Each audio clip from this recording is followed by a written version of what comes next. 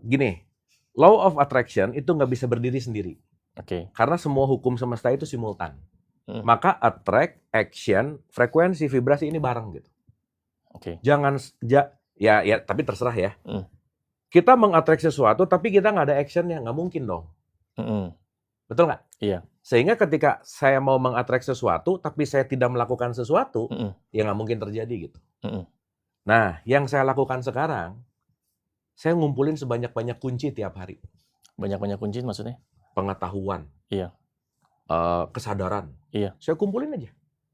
Sehingga apapun konteksnya, kalau saya kuncinya banyak, saya yakin bahwa yang penting saya punya kuncinya dulu. Suatu saat saya akan ketemu sama pintunya. Karena begitu saya punya kuncinya, ketemu pintunya gampang. Daripada orang nyari pintunya terus, kuncinya nggak punya. Gitu. Jadi yang saya attract sekarang tuh bukan pengen apanya, tapi hadirkanlah kunci-kunci berupa pengetahuan, berupa ide, kreativitas, yang itu saya selalu dalam tanda petik kalau mau ngomongin loa gitu ya saya siap menerima itu semua gitu.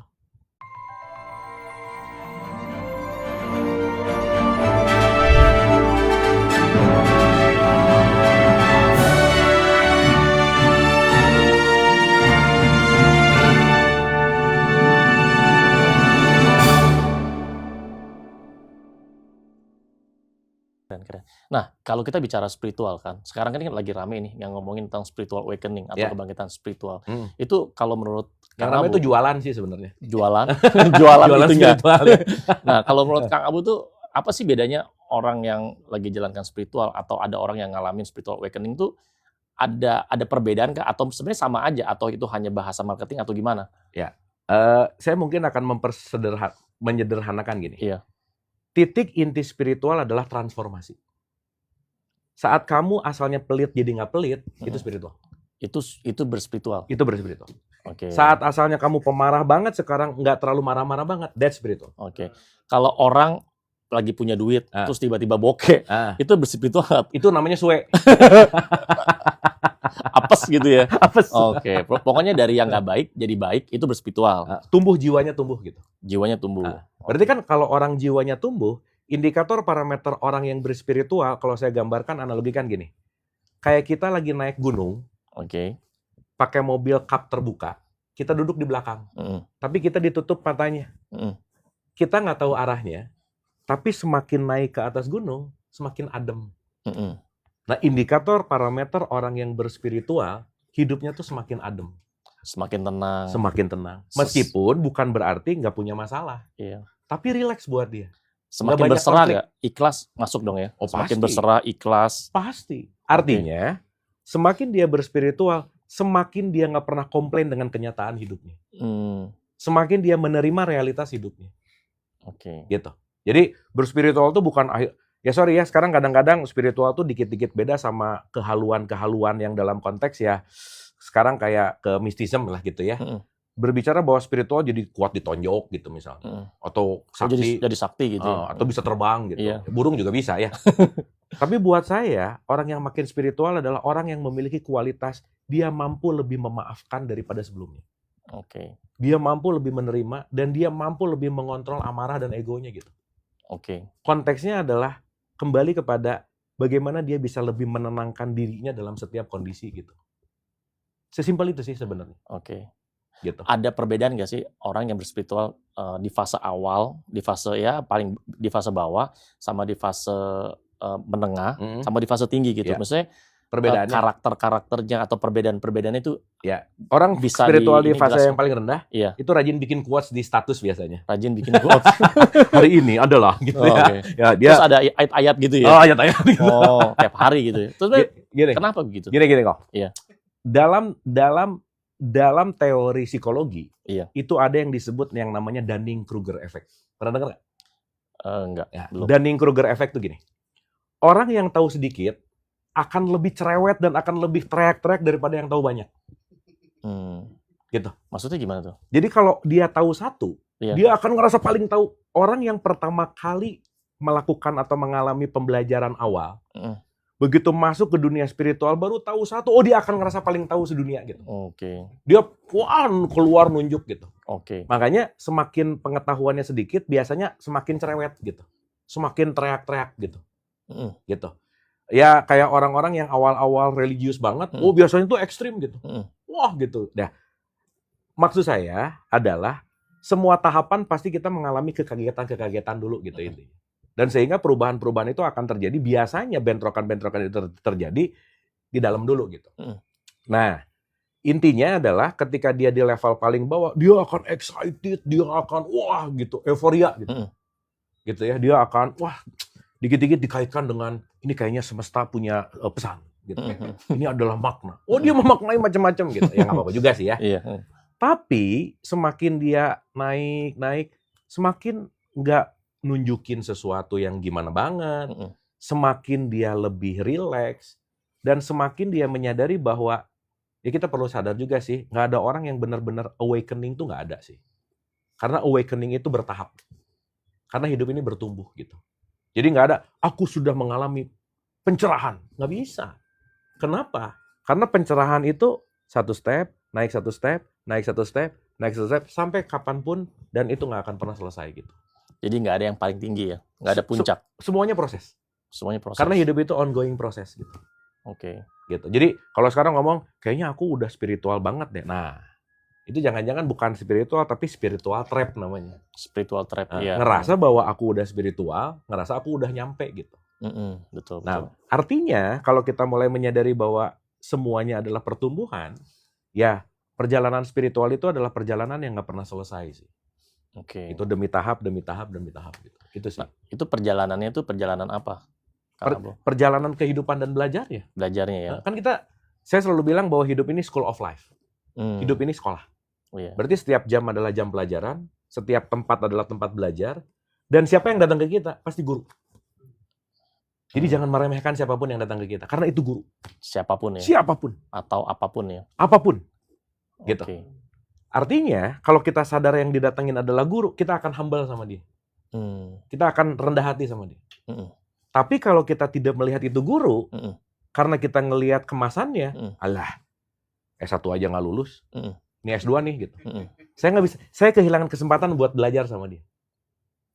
Kang Abu, ini banyak terjadi. Jadi gini, kalau ada orang yang mau nasihatin kita, dan orangnya itu masih levelnya SD, dan kita udah S1, biasanya kan kita akan, egonya muncul tuh. Betul. Lu siapa ngajarin gua? Lu aja masih SD kok, betul. Gua udah S1 nih. Betul. Nah, itu benar atau salah? Atau gimana untuk menyikapinya?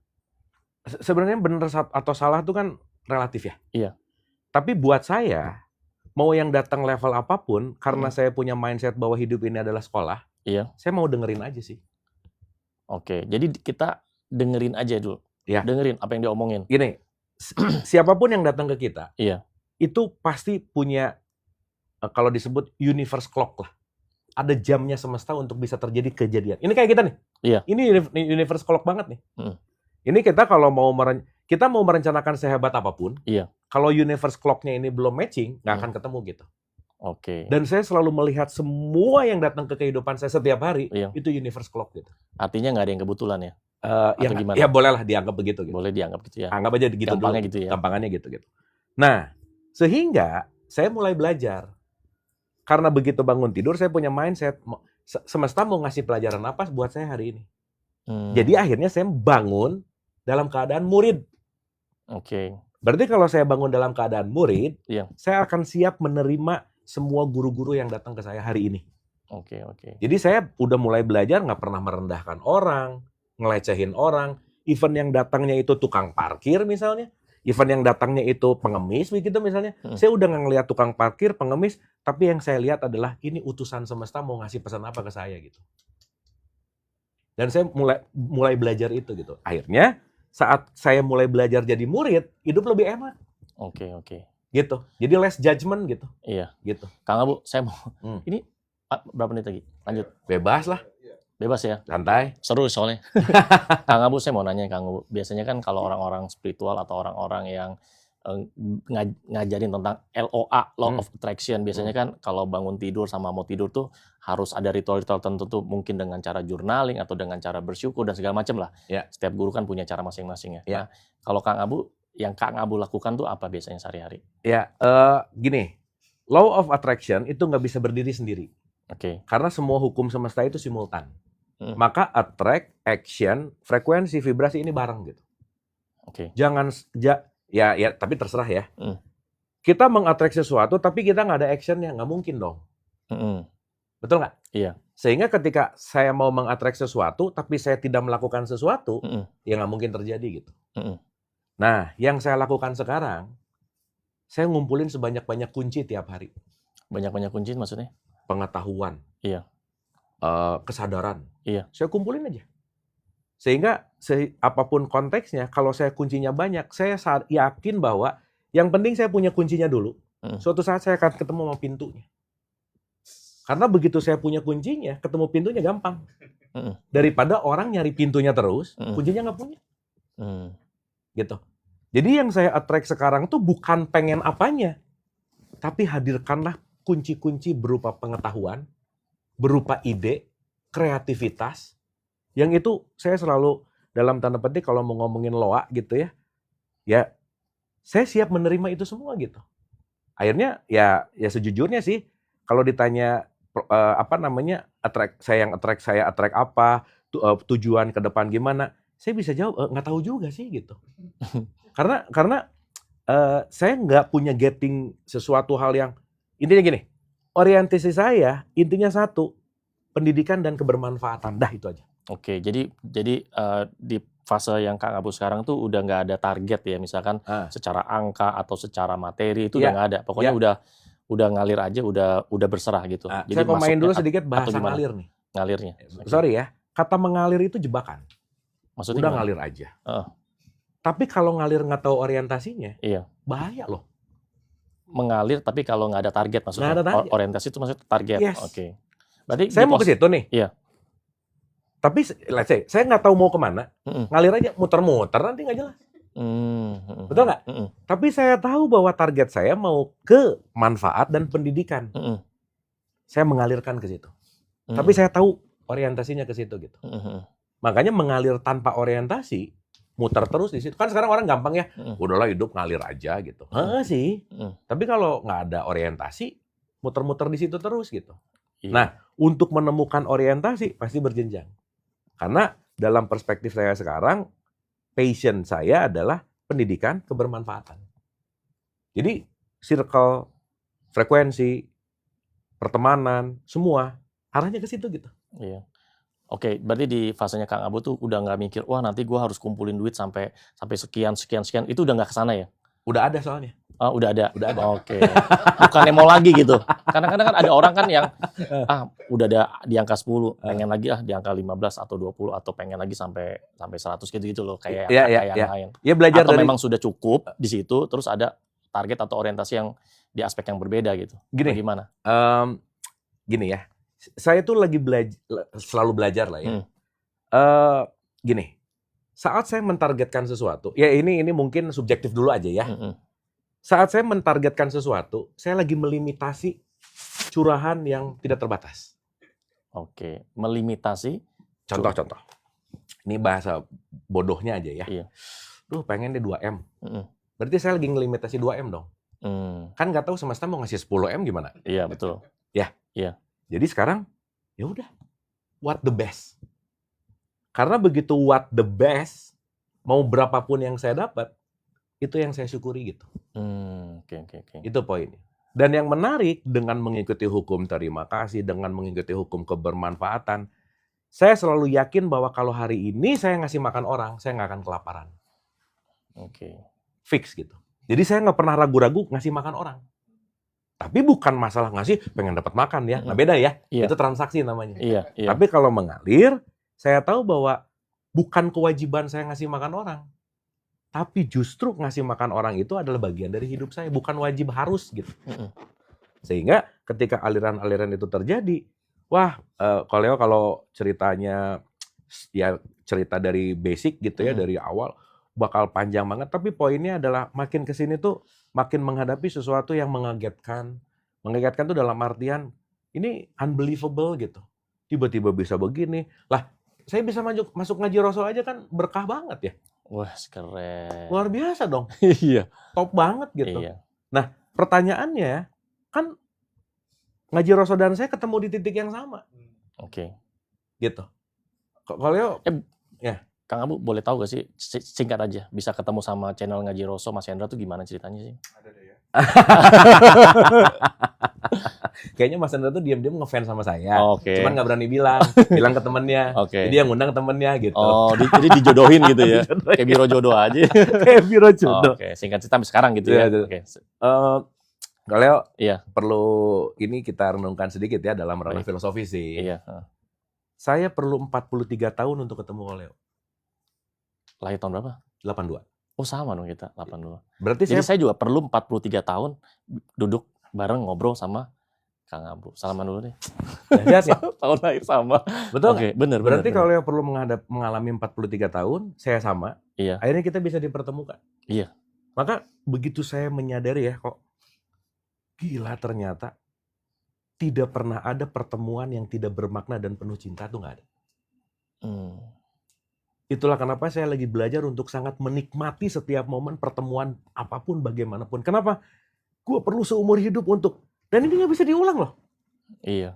Tidak ada momen yang terulang.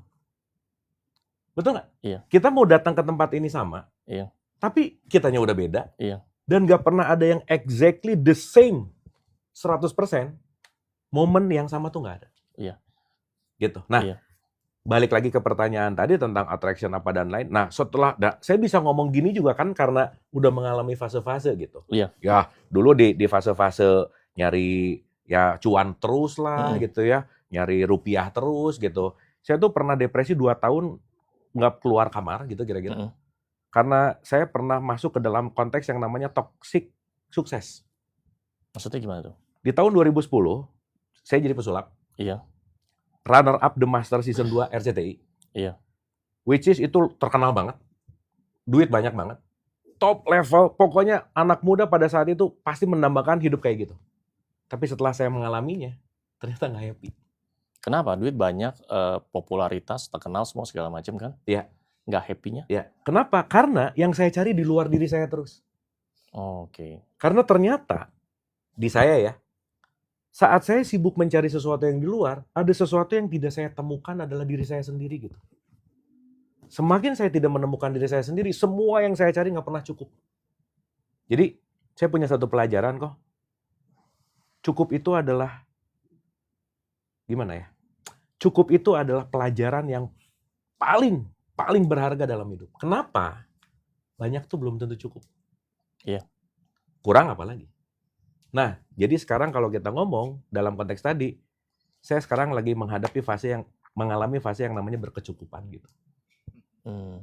Dan berkecukupan ini bukan masalah target tadi gitu. Tapi mengalirkan menuju kepada orientasi yang sedang saya bidik gitu. Gitu. Dan jadi kalau tadi misalnya memang ada guru-guru yang bilang sebelum tidur di manifestasi itu teknis lah ya. Iya. Tapi poinnya adalah ya kita bicara realistis lah gitu. Apa sih yang realistis yang bisa kita dapatkan saat ini? Karena manifestasi dan realitas, kadang-kadang ketika manifestasinya lebih besar dari realitas, stres juga. Karena yang paling tinggi konteksnya adalah menerima kenyataan saat ini gitu. Itu sih. Oke, jadi orang yang melakukan manifestasi itu bukan yang nggak perlu ya, bukan yang nggak penting ya? Ya kan balik lagi ya. Setiap orang punya cara nyaman. Iya. Pokoknya kata kuncinya adalah kita nggak usah rese sama kenyamanan orang lain aja. Oke. Saat dia nyaman dengan manifestasi apa dan lain-lain, go ahead. Iya. Kamu nanti akan tahu jawabannya sendiri kok gitu. Oke. Nah ini saya agak detail ya bahas tentang yang tadi toxic success ya, yang katanya kan udah berlimpah, popularitas, terus malah 2 tahun ngurung diri di rumah. Itu bisa mengalami perubahan itu karena apa? Selama 2 tahun itu gitu? Iya. Gini, ternyata toxic success itu saya cerita dulu dari penelitiannya ya. Iya. Ada yang namanya Paul Purcell PhD. Dia meneliti tentang 100 orang di dunia ini di level tertinggi yang paling sukses. Jadi chef paling sukses, orang di finance paling sukses, orang di properti paling sukses, di entertain paling sukses. Iya. 100 orang kok. Ternyata dari 100 orang itu, 90% orang di level top tertinggi karirnya, hidupnya nggak bahagia. Dan rata-rata matinya bunuh diri. Dia punya keluarga yang berantakan, relationship sama anaknya nggak bagus, sama pasangannya nggak oke. Intinya, dia nggak happy aja. Yang happy itu cuma 10%. Nah, saya waktu itu masuk ke yang 90% gitu. Yang dulu saya anggap ketika di level itu, kayaknya enak banget deh. Enak banget ya terkenal. Jadi terkenal ternyata nggak enak-enak banget loh. Susah nakal, masalahnya ketahuan gitu. Ternyata di sini di level ini, pas selingkuh nggak punya teman gitu. Bahasa gampangnya, empty.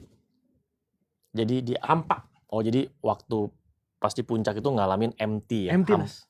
Nggak ada temen, mau curhat nggak bisa. Karena tetap ada masalah kan? Oh iya. Untuk mempertahankan puncak itu. Oh iya. Betul. Wah ini. Okay. Tapi ternyata mulai menyadari bahwa ini bukan goals hidup gitu. Ternyata bukan ini yang saya cari gitu. Ternyata bukan ini nih tujuan ending yang saya pikir kalau udah nyampe sini selesai. Iya. Gitu loh. Iya. Tapi ternyata begitu nyampe lah, kenapa sering hampa, susah happy.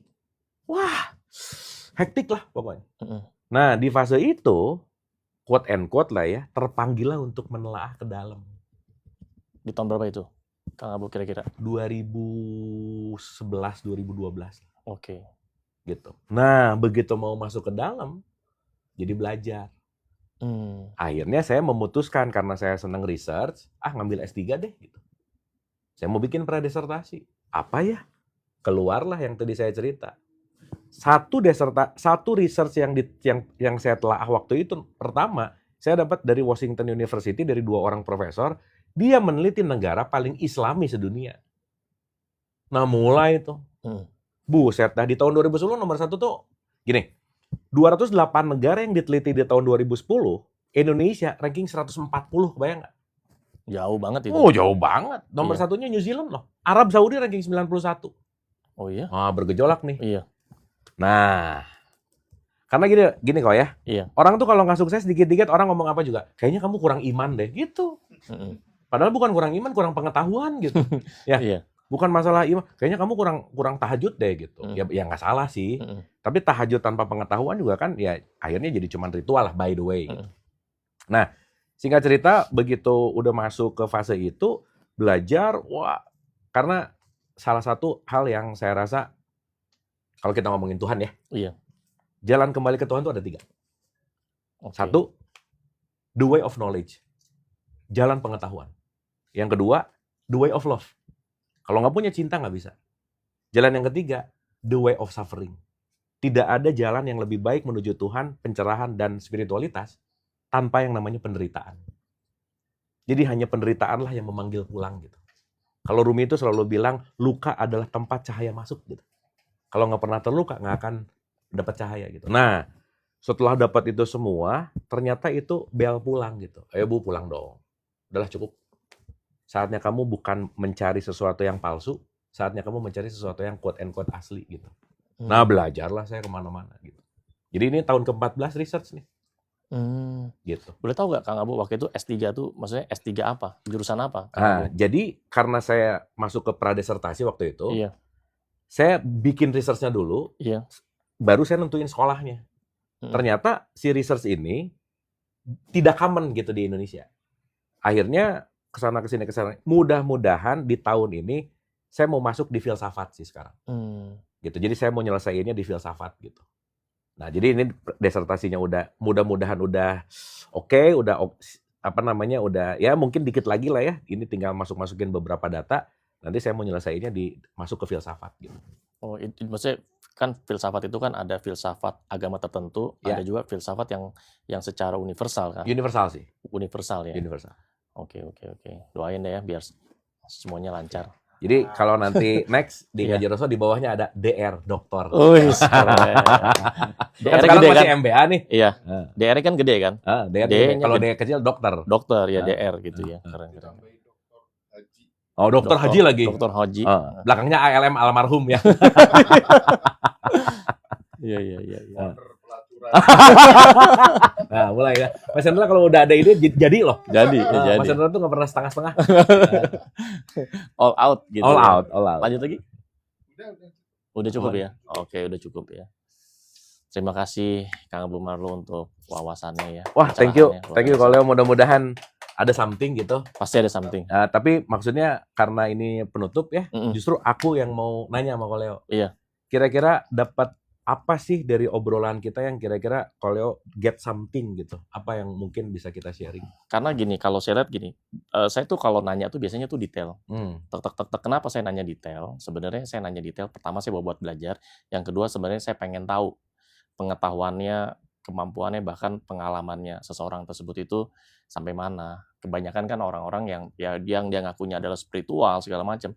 Kebanyakan tuh textbook. Nah, ketika dia textbook, biasanya kalau ditanya detail, atau dia loncat-loncat, atau dia mental-mental gitu loh. Nah, tapi kalau saya lihat Kang Abu ini bukan textbook, tapi benar-benar belajarnya memang dari pengalaman semua segala macam. Dan saya memang tertarik sama orang yang memang mengalami gitu ya, menjalani. Oh, itu seru tuh. Buat saya itu sangat-sangat saya belajar. Buat saya ini tuh udah kayak 1 semester. Keren. Gitu. Keren kalau. Thank you Koleo. Terima kasih banyak kamu. Terima kasih. Kita ngobrol. Nanti kita lanjutin obrolan kita ya. Banyak.